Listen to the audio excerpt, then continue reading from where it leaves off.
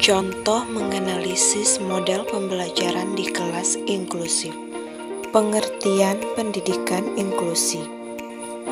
Pendidikan inklusif merupakan sistem penyelenggaraan pendidikan bagi anak-anak yang memiliki keterbatasan tertentu dan anak-anak yang lainnya yang disatukan dengan tanpa mempertimbangkan keterbatasan masing-masing. Karakteristik pendidikan inklusif. Yang pertama, pendidikan inklusif yang berjalan terus dalam usaha menemukan cara-cara merespon keragaman individu anak.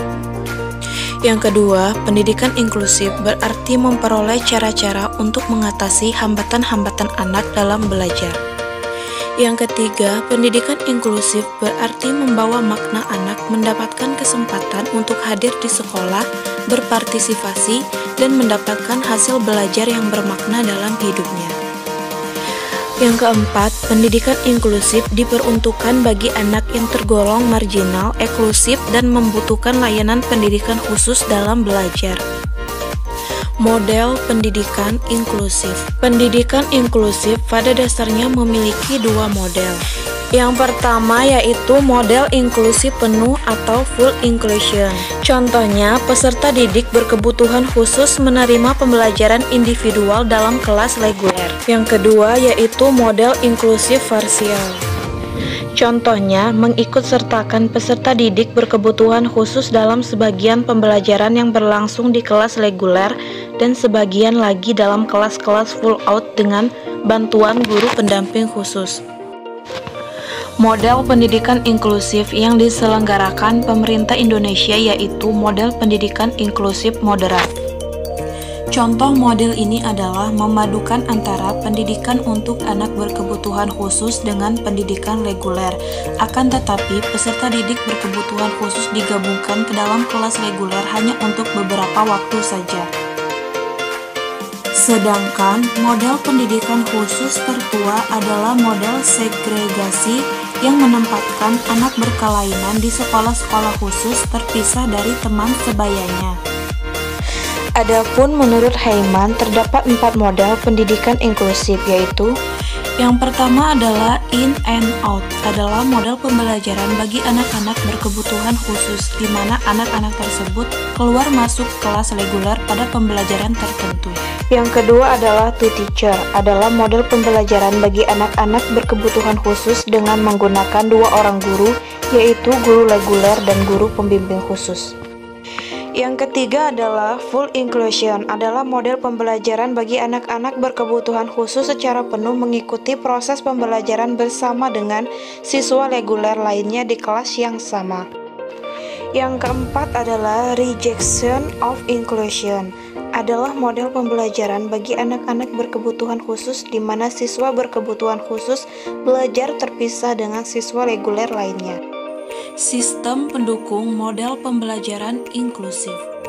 Yang pertama adalah sekolah ramah dan guru yang ramah, merupakan syarat utama dalam mengembangkan model layanan pembelajaran pendidikan inklusif melalui program pembelajaran yang diindividualisasikan. Contohnya, sekolah dan guru yang tidak didiskriminatif terhadap kondisi kecerdasan, fisik, sosial, emosi, kepercayaan, ras atau suku, golongan keyakinan, serta memahami dan menerima keberagaman, mengutamakan pengembangan potensi siswa sesuai dengan bakat, minat, dan karakteristiknya. Yang kedua adalah pusat sumber dan sarfras. Tugas dan fungsi pusat sumber adalah menyediakan guru pendidikan kebutuhan khusus yang profesional yang disebut sebagai guru kunjung. Contohnya, guru kunjung membantu guru sekolah reguler dalam membantu melakukan asesmen dan merancang pembelajaran serta memberikan layanan pendidikan kepada anak berkebutuhan khusus, seperti menyediakan alat atau media belajar yang diperlukan anak berkebutuhan khusus. Contohnya, menyediakan buku teks braille bagi tunanetra. Yang ketiga adalah perluasan peran dan tugas SLB. Peran dan tugas SLB adalah sebagai pusat sumber bagi sekolah-sekolah yang mengembangkan pendidikan inklusif. Contohnya, pembuatan SK Guru SLB untuk melakukan sebagian waktu tugasnya di sekolah reguler yang mengembangkan pendidikan inklusif atau menugaskan untuk menjadi itinerant teacher. Yang keempat adalah dukungan orang tua. Keterlibatan orang tua secara aktif terhadap pendidikan anak di sekolah sangat penting dalam kaitannya dengan negosiasi dalam mencari solusi berkenaan dengan pendidikan anak, baik di sekolah maupun di rumah. Contohnya, mengurus pembiayaan operasional biaya sekolah. Yang kelima, kebijakan pemerintah pusat, provinsi, dan kabupaten. Kebijakan-kebijakan pemerintah baik pusat, provinsi maupun kabupaten sangat diperlukan sebagai payung hukum dalam mengembangkan layanan pendidikan model pendidikan inklusif. Contohnya, pemerintah membuat regulasi yang mengatur sistem penerimaan siswa baru bagi anak-anak berkebutuhan khusus melalui satu pintu masuk, yaitu melalui sekolah reguler yang terdekat dengan lingkungan anak. Pemerintah membuat kebijakan untuk mendekatkan anak dengan sekolah. Kurikulum pendidikan inklusif. Dalam pembelajaran inklusif, model kurikulum bagi ABK dapat dikelompokkan menjadi 4, yakni yang pertama adalah duplikasi kurikulum. ABK menggunakan kurikulum yang tingkat kesulitannya sama dengan siswa rata-rata atau reguler. Model kurikulum ini cocok untuk peserta didik tunanetra, tunarungu wicara, tunadaksa, dan tunalaras. Contohnya adalah misal peserta didik tunanetra dibantu dengan menggunakan huruf braille dan tunarungu wicara menggunakan bahasa isyarat dalam penyampaiannya. Yang kedua adalah modifikasi kurikulum.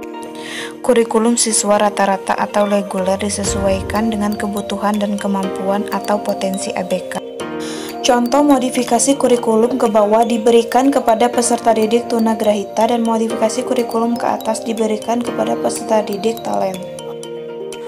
Yang ketiga, substitusi kurikulum. Beberapa bagian kurikulum anak rata-rata ditiadakan dan diganti dengan yang lebih setara. Model kurikulum ini untuk ABK dengan melihat situasi dan kondisinya.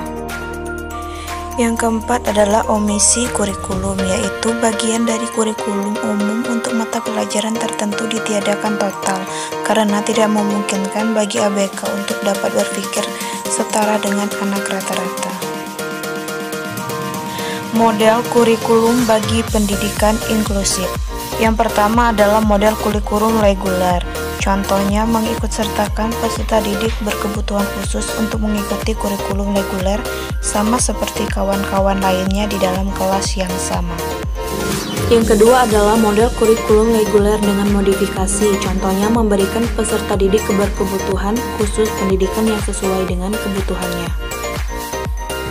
Yang ketiga, model kurikulum PPI. Contohnya, guru dan program PPI mempersiapkan kurikulum yang dikembangkan bersama tim pengembang yang melibatkan guru kelas, guru pendidikan khusus, kepala sekolah, orang tua, dan tenaga ahli lain yang terkait.